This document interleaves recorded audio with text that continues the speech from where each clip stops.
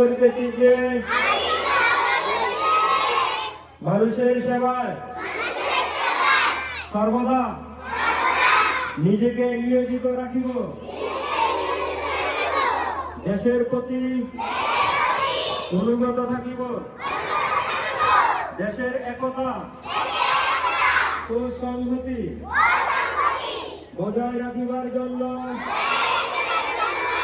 সর্বদা সচেষ্ট থাকিব,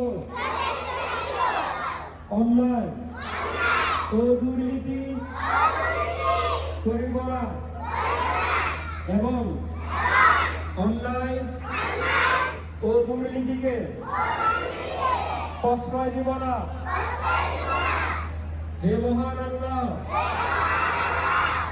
আমাকে শক্তি দিন, আমি যেন বাংলাদেশের সেবা করতে পারি এবং বাংলাদেশকে একটি বৈষম্যহীন ও শক্তিশালী রাষ্ট্র হিসাবে গড়ে তুলিতে পারি। আমিন।